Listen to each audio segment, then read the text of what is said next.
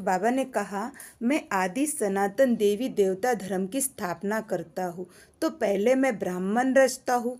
ब्राह्मण सो देवता, देवता सो क्षत्रिय, क्षत्रिय सो वैश्य, ये मैं ही बैठ बनाता हूँ। मगर यह ड्रामा का चक्र है, मैं भी इसमें बंधायमान हूँ। इसमें मेरा भी खास कोई रोल नहीं है। मैं भी जब भी आता हूँ जब मेरा पार्ट शुरू होता है, और यहाँ जो भी हो रहा है वो नथिंग न्यू है। 5000 वर्ष पहले भी हुआ है, होता रहेगा और हमेशा होने वाला है। तो इसमें आपको हमेशा नथिंग न्यू का पार्ट बजाना है। फिर बाबा ने कहा, यह दुनिया तो रो रो नर्क है। यहाँ 16-17 साल की बच्चियां भी छी छी गंदा कर्म करके छोटे बच्चे पैदा करके छोड़ देते हैं। यह शास्त्रों में भी लिखा हुआ है कि ऐसा कलयुग आएगा। साधु संत भी यही बताते हैं। फिर बाबा कहते हैं, यह ज्ञान इतना पवित्र ज्ञान है कि इस ज्ञान से तुम अपने आप को उच्च पदों की प्राप्ति करा सकते हो। यह ज्ञान छोटे बच्चों से लेके बुजुर्ग तक देना है। और कहा जाता है, छोटा बच्चा विकारों के वश नहीं होता तो वो पवित्र महात्मा कहलाता है, महान आत्मा कहलाए। तो वो पवित्र आत्मा होता है। जैसे ही उसको यह ज्ञान मिलता है तो वह विकारी आत्मा कहलाता है, क्योंकि अब सभी विकारों से मुक्त होना चाहते हैं। बाबा कहते हैं कि यह 84 जन्म का चक्र मैं तुम्हें बैठ के समझाता हूँ। फिर बाबा ने कहा, भगवान को यह भी कहते कि भगवान को क्या पड़ी थी जो बाबा ने यह सुख दुख की दुनिया रची है। मगर बाबा कहते, सुख दुख की दुनिया मैं नहीं रचता, यह आपके विकर्मों से आप स्वयं रचते हो और दोषी मुझे ठहराते हो। मगर मैं तो तुम्हें इस रो रो नरक से निकालने आता हूँ। मगर जब भी हम भाई बहनों को संदेश देने जाते हैं तो सभी मानते हैं, जानते हैं, कहते हैं, मगर स्वीकार करने में उनको कष्ट होते कि ऐसा कभी हो ही नहीं सकता।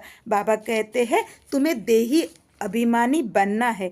बाबा ने कहा, यह ज्ञान श्री कृष्ण को भी यहीं पे मिला था, तभी वो सावरे से सुंदर से सावरा और सावरे से पुनः सुंदर बन सतयुग का मालिक बनता है। वो लक्ष्मी नारायण बनता है। मगर प्रारब्ध यहाँ करना पड़ता है। बाबा ने कहा, देहधारियों को हम भगवान नहीं कह सकते। जैसे प्रजापिता ब्रह्मा बाबा को दिखाते, मगर उनके आत्मा की, उनके शरीर का आधार लेके वह निराकार पिता इस धरती पर आकर हमें ज्ञान अमृत की वर्षा कर मनुष्य से देवता और बंदर से मंदिर लायक बनाते। तो हमें स्वयं ही चेक करना है, क्या मेरे में देवताई गुण आ रहे हैं, क्या मैं बाबा के धारणाओं पे चल रहा हूँ। जिनको समझ में आता है वह तुरंत ही इस माया के चंगुल से छूटने का रास्ता स्वयं ही खोजते।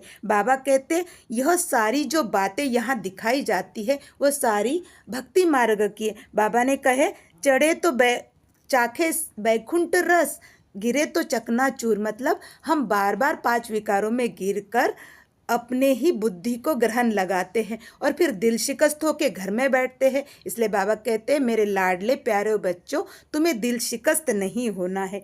कोई भी ग्रहचारी बैठती तो दोबारा खड़ा होना है। करत करत अभ्यास जड़मति होई सुदान। फिर बाबा ने कहा, कितना भी यह रस तुम पियोगे तुम अतृप्त ही रहोगे, क्योंकि यह कालकूट रस है।